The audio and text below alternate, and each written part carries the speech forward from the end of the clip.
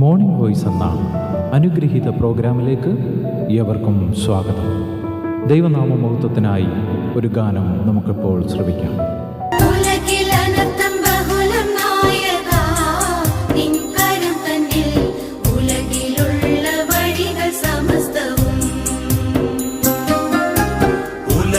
അനർത്ഥം ബഹുലം നായക നിൻ കരം തന്നിൽ ഉലകിലുള്ള വഴികൾ സമസ്തവും. അലയും തിരയ്ക്കു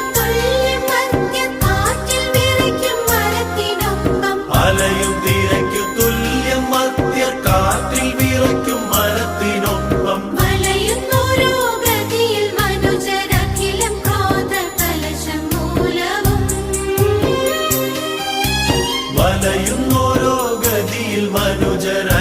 ക്രോധ കലശം മൂലവും. എന്നെനിക്കും ദുഃഖം തീരുമോ പൊന്നു കാന്താനിൻ സന്നിധിയിലെന്നും ഒന്നു ചേരും ഞാൻ.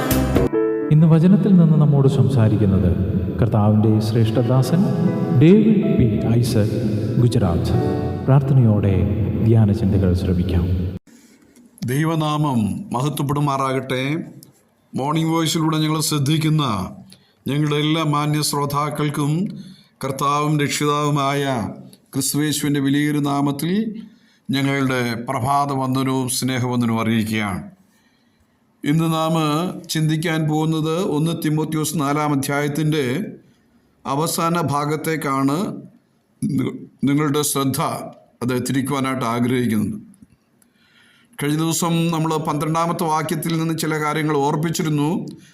ആരും നിൻ്റെ യൗവനം തുച്ഛീകരിക്കരുത്. വാക്കിലും നടപ്പിലും സ്നേഹത്തിലും വിശ്വാസത്തിലും നിർമ്മലതയിലും വിശ്വാസികൾക്ക് മാതൃകയായിരിക്കുക. ഞാൻ വരുവോളം വായന, പ്രബോധന, ഉപദേശം എന്നിവയിൽ ശ്രദ്ധിച്ചിരിക്കുക. മൂപ്പന്മാരുടെ കൈവപ്പോടുകൂടെ പ്രവചനത്താൽ നിനക്ക് ലഭിച്ചതായി നിന്നിലുള്ള കൃപാവരം ഉപേക്ഷയായി വിചാരിക്കാതെ നിന്റെ അഭിവൃദ്ധി എല്ലാവർക്കും പ്രസിദ്ധമായി തീരേണ്ടതിന് ഇത് കരുതുക, ഇതിൽ തന്നെ ഇരുന്നു കൊള്ളുക. നിന്നെ തന്നെയും ഉപദേശത്തെയും സൂക്ഷിച്ചു കൊള്ളുക, ഇതിൽ ഉറച്ചു നിൽക്കുക. അങ്ങനെ ചെയ്താൽ നീ നിന്നെയും നിന്റെ പ്രസംഗം കേൾക്കുന്നവരെയും രക്ഷിക്കും. ദൈവനാമം മഹത്വപ്പെടുമാറാകട്ടെ.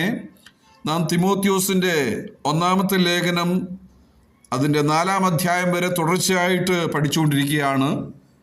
ഈ നാളുകളായിട്ട് നാം ഈ വേദഭാഗങ്ങളിൽ നിന്ന് അനേക ആത്മീയ സത്യങ്ങളാണ് പഠിച്ചുകൊണ്ടിരിക്കുന്നത്. ഇത് വിശ്വാസികൾക്കും ശുശ്രൂഷകന്മാർക്കും ഒരുപോലെ ബാധകമായിരിക്കുന്ന ചില സത്യങ്ങൾ, ചില കാര്യങ്ങളാണ് ഇന്ന് നാം അത് ചിന്തിക്കാനായിട്ട് പോകുന്നത്. ഒരു ശുശ്രൂഷകനെ സംബന്ധിച്ച് മാതൃകാ ജീവിതം ഉള്ളവനായിരിക്കണം എന്ന് പറയുകയാണ്. അപ്പോസ്തലനായ പത്രോസ് തന്നെ തൻ്റെ 1-ാമത്തെ ലേഖനം 5-ാം അധ്യായത്തിൻ്റെ 3-ാമത്തെ വാക്യത്തിൽ പറയുന്നത് ഇടയന്മാർ ആട്ടിൻകൂട്ടത്തിന് മാതൃകയായിരിക്കണം എന്നാണ്. ഏതെല്ലാം കാര്യങ്ങൾ മാതൃകയായിരിക്കണമെന്ന് പറഞ്ഞിട്ടുണ്ട്? ഒന്നാമതായി വാക്കിൽ മാതൃകയായിരിക്കണം. വിശ്വസ്തയോടും സ്നേഹത്തോടും കൂടെ സത്യം സംസാരിക്കണം. ഈ നാളുകളായിട്ട് വളരെ കുറഞ്ഞു കാണുന്നതായ ഒന്നാണ് വിശ്വസ്തതയും സ്നേഹവും സത്യവും എന്നുള്ളത്. ഇത് പറയാതിരിക്കാനായിട്ട് തരമില്ല. ശുശ്രൂഷകളിലായിരിക്കുന്നവരും ശുശ്രൂഷിച്ചുകൊണ്ടിരിക്കുന്നവരും ഒക്കെ വളരെ ശ്രദ്ധിക്കേണ്ട ഒരു പദമാണ്. നാം കൊരിന്ത്യലേഖനത്തിൽ പഠിക്കുമ്പോൾ ഗ്രഹവിചാരന്മാരിൽ കാണേണ്ട അനിവാര്യമായിരിക്കുന്ന ഒരു സ്വഭാവമാണ് വിശ്വസ്തത എന്ന് പറയുന്നത്. അതോടൊപ്പം തന്നെ സ്നേഹം, നാം കർത്താവിൻ്റെ സ്നേഹം മറ്റുള്ളവർക്ക് പകർന്നു കൊടുക്കേണ്ടത് നമ്മുടെ ജീവിതത്തിലൂടെയാണ്. ആടുകൾക്ക് മാതൃകയായി അവരുടെ മുൻപിൽ വിശ്വസ്തയോടും സ്നേഹത്തോടും മാത്രമല്ല അവരുടെ മുൻപാകെ സത്യം സംസാരിക്കുകയും ചെയ്യേണ്ടത് വളരെ ആവശ്യമാണ്. എഫേസ്യ ലേഖനം 4:15 കേൾക്കുന്നവർക്ക് കൃപ ലഭിക്കേണ്ടതിന് നല്ല വാക്കല്ലാതെ ആകാത്തതൊന്നും വായിൽ നിന്ന് പുറപ്പെടരുതെന്ന് അപ്പോസ്തലനായ പൗലോസ് എഫെസോസിലെ വിശ്വാസികളെ പറഞ്ഞ് ഓർപ്പിക്കുന്നുണ്ട്. അതോടൊപ്പം തന്നെ അതേ അധ്യായം 4-ാം അധ്യായത്തിൻ്റെ 29-ാമത്തെ വാക്യം ചീത്തത്തരം, പൊട്ടച്ചല്, കളിവാക്ക് ഇങ്ങനെ ചേർച്ചയല്ലാത്തതൊന്നും അരുത്. ഒരു വാക്യം കൂടെ നമുക്ക് നോക്കാം. 5:4 എഫേസ്യർ 5:4 നിങ്ങളുടെ വാക്ക് എപ്പോഴും കൃപയോട് കൂടിയതും ഉപ്പിനാൽ രുചി വരുത്തിയതുമായിരിക്കട്ടെ. കൊലോസ്യർ 4:6 ആ കാര്യം നമുക്ക് ചിന്തിക്കാണ്ട് കഴിയും. കാരണം മനുഷ്യൻ പറയുന്ന ഏത് നിസ്സാര വാക്കിനും ന്യായവിധി ദിവസത്തിൽ കണക്ക് ബോധിപ്പിക്കേണ്ടി വരും. അതുകൊണ്ട് ഹൃദയപൂർവം സത്യം സംസാരിക്കുന്നവരാണ് ദൈവസന്നിധിയിൽ വസിക്കുന്നത് എന്നുള്ളത് നാം ഓർത്തുകൊള്ളണം. നമുക്ക് സത്യം സംസാരിക്കാം, ഹൃദയപൂർവ്വം സത്യം സംസാരിക്കാം. അപ്പോൾ നാം ഒക്കെ പകുതി മറച്ചു വെച്ചിട്ടാണ് പല കാര്യങ്ങളും ഓർപ്പിക്കുന്നത്.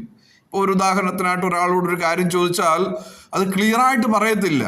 അത് പകുതി മറച്ചു വെച്ചിട്ട് പകുതി പറയുക. അത് ഹൃദയപൂർവ്വം സത്യം സംസാരിക്കുകയല്ല കേട്ടോ. അത് വളരെ മനസ്സിലാക്കേണ്ട ഒരു കാര്യമാണ്. വഞ്ചനയുള്ള നാവ് നിനക്ക് ഏതു വരുമെന്ന് സങ്കീർത്തനക്കാരൻ ഓർപ്പിക്കുന്നുണ്ട്. അതുകൊണ്ട് നമ്മുടെ വായിലെ വാക്കുകളും ഹൃദയത്തിലെ ധ്യാനവും തിരുസന്നിധിയിൽ പ്രസാദകരമായിരിക്കേണ്ടതാണ് എന്ന് സങ്കീർത്തനക്കാരൻ ഓർപ്പിക്കുകയാണ്. അപ്പോൾ നടപ്പിൽ മാതൃകയായിരിക്കണം എന്ന് പറഞ്ഞാൽ നമ്മുടെ സ്വഭാവത്തെ കുറിക്കുകയാണ്. ദൈവത്തെ അറിയുന്നു എന്ന് പറയുകയും പ്രവൃത്തികൾ അവനെ നിഷേധിക്കുകയും ചെയ്യരുതെന്ന് തീത്തോസ് പറയുന്നുണ്ട്. അപ്പോൾ സുവിശേഷകർ സുവിശേഷത്തിന് യോഗ്യമാമണ്ണം നടക്കണമെന്ന് ഫിലിപ്പിയർ 1:27 നമുക്ക് കാണാണ്ട് കഴിയും. അപ്പോൾ വിളിച്ചിരിക്കുന്ന വിളിക്ക് യോഗ്യമാമണ്ണം പൂർണ്ണ വിനയത്തോടും സൗമ്യതയോടും ദീർഘക്ഷമയോടും കൂടെ നടക്കണം. എഫേസ്യർ 4:2 അവനോട് കൂട്ടായ്മയുണ്ടെന്ന് പറയുകയും ഇരുട്ടിൽ നടക്കുകയും ചെയ്താൽ നാം ഭോഷ്ക് പറയുന്നു. 1 യോഹന്നാൻ 1:6 അപ്പോൾ അവനിൽ വസിക്കുന്നു എന്ന് പറയുന്നവൻ അവൻ നടക്കുന്നത് പോലെ തന്നെ നടക്കേണ്ടതാകുന്നു.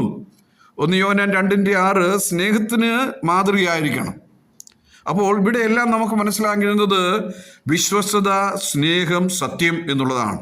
അപ്പോൾ ദൈവത്തോടും ദൈവജനത്തോടും ആത്മാർത്ഥമായ സ്നേഹം അത് വിശ്വാസികൾക്കുണ്ടായിരിക്കണം.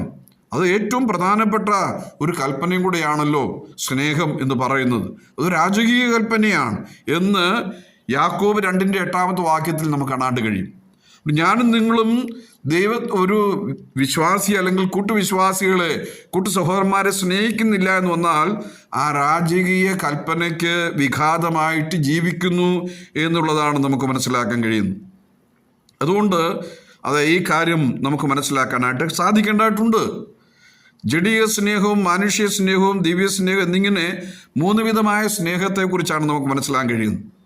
അപ്പോൾ ജഡീക സ്നേഹമുണ്ട്, മാനുഷിക സ്നേഹമുണ്ട്, ദിവ്യ സ്നേഹമുണ്ട്. അപ്പം ഈ കലർപ്പില്ലാത്ത ആത്മീയ സ്നേഹമാണ് ശുശ്രൂഷകന് ഉണ്ടായിരിക്കേണ്ടത്. സ്ഥാപിത താല്പര്യങ്ങൾക്ക് വേണ്ടിയല്ല, പ്രത്യുത ഏത് ത്യാഗവും സഹിപ്പാനുള്ള നിർവ്യാജമായ സ്നേഹം നമുക്ക് ആവശ്യമാണ്. അതുകൊണ്ട് വിശ്വാസത്തിലും ശുശ്രൂഷകർ എങ്ങനെയായിരിക്കണം? മാതൃകയായിരിക്കണം. സ്നേഹത്തിൽ മാതൃകയായിരിക്കണം, വിശ്വാസത്തിൽ മാതൃകയായിരിക്കണം, വിശ്വസ്തത എന്ന കാര്യത്തിൽ മാതൃകയായിരിക്കണം എന്ന് ഓർപ്പിക്കുകയാണ്. അതുകൊണ്ട് തിരുവെഴുത്ത് പഠിക്കുന്ന എങ്ങനെയാണല്ലോ, നിർമ്മലതയിലും വിശ്വാസികൾക്ക് മാതൃകയുള്ളവരായിരിക്കണം. അപ്പോൾ ഇവിടെ ഒരു കാര്യം അപ്പോസ്തലനായ പൗലോസ് തിമോഥെയോസിനെ ഓർപ്പിക്കുന്നത്, നീ ഈ കാര്യങ്ങളിൽ എന്ത് ചെയ്യാൻ പാടില്ല, വീഴ്ച വരുത്താൻ പാടില്ല. വാക്കില്, നടപ്പില്, സ്നേഹത്തില്, വിശ്വാസത്തില്, നിർമ്മലതയില് വിശ്വാസികൾക്ക് മാതൃകയായിരിക്കണം. തുടർന്നുള്ള കാര്യമാണ് ഞാൻ ഒരുവോളം ഉണ്ടായിരിക്കേണ്ടത്. അത് ഞാൻ ഒരളവിൽ കഴിഞ്ഞ ആഴ്ചയിൽ നിങ്ങളെ ഓർപ്പിച്ചതാണ്. എന്നാൽ നാം 14 വാക്യം വായിച്ചു വരുമ്പോൾ, മൂപ്പന്മാരുടെ കൈവെപ്പോടുകൂടിയ വചനത്താൽ നിനക്ക് ലഭിച്ചതായി നിന്നിലുള്ള കൃപാവരം ഉപേക്ഷയായിട്ട് വിചാരിക്കരുത്. അപ്പോൾ തിമോഥെയോസിന് ലഭിച്ച കൈവെപ്പിനെ പറ്റിയും തദവസരം ലഭിച്ച കൃപാവരത്തെ പറ്റി ഇവിടെ സൂചിപ്പിക്കുകയാണ്. ശുശ്രൂഷയ്ക്കായി ദൈവം വിളിച്ച് വേർതിരിച്ചവരെ എന്ത് ചെയ്യണം? ആ നിലയിൽ ദൈവത്തിൻ്റെ കാര്യപരിപാടി അനുസരിച്ച് 1-ാം നൂറ്റാണ്ടിൽ പ്രാർത്ഥിച്ചയക്കുമായിരുന്നു. തിമോഥെയോസിന് ലഭിച്ച കൈവെപ്പിനെ പറ്റി 2 തിമോഥെയോസ് 1-ാം അധ്യായത്തിൻ്റെ 6-ാമത്തെ വാക്യത്തിൽ ആ കാര്യം നമുക്ക് മനസ്സിലാക്കാണ്ട് കഴിയും. അവിടെ 2 തിമോഥെയോസ് 1:6 വാക്യത്തിൽ പറയുന്നത്, അതുകൊണ്ട് എൻ്റെ കൈവെപ്പിനാൽ നിന്നിലുള്ള ദൈവത്തിൻ്റെ കൃപാവരം ജ്വലിപ്പിക്കണമെന്ന് നിന്നെ ഓർമ്മപ്പെടുത്തുകയാണ്.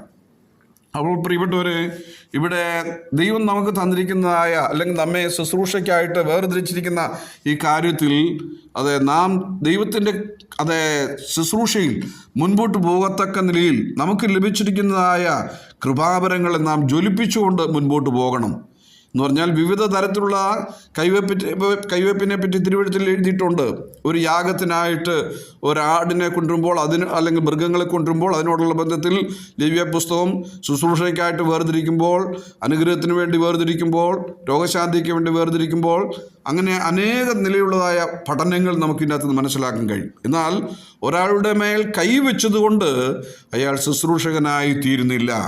ഉദാഹരണം, ഏലിയാവ് ഏലീശയ്ക്ക് എന്ത് ചെയ്തു? തൻ്റെ ഇരട്ടി ശക്തി പകർന്നു കൊടുത്തു. അതുകൊണ്ട് തനിക്ക് വലിയ ശുശ്രൂഷ ചെയ്യാനായിട്ട് കഴിഞ്ഞു. അതുകൊണ്ട് വരുന്ന ദിവസങ്ങളിൽ നമുക്ക് ആ കാര്യം തുറന്ന് ചിന്തിക്കാം. ഇന്ന് രാവിലത്തെ ഈ ചിന്ത നമുക്കെല്ലാവർക്കും അനുഗ്രഹമായി തീരട്ടെ. അവൻ്റെ വലിയൊരു നാമം ഇന്ന് മുതൽ എന്നേക്കും മഹത്വപ്പെടുമാറാകട്ടെ. ഇതുവരെ ഞങ്ങളെ ശ്രദ്ധിച്ച എല്ലാവർക്കും വീണ്ടും വരുന്ന കർത്താവിൻ്റെ വിശുദ്ധമായ യേശുക്രിസ്തുവിൻ്റെ നാമത്തിൽ ഞങ്ങളുടെ സ്നേഹവന്ദനം അറിയിക്കുന്നു. കർത്താവ് നമ്മളെല്ലാവരെയും അനുഗ്രഹിക്കുമാറാകട്ടെ. ആമേൻ.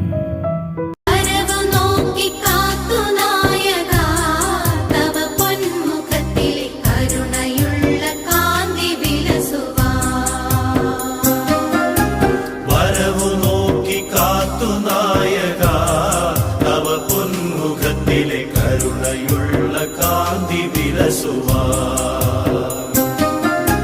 വരുന്ന നേരം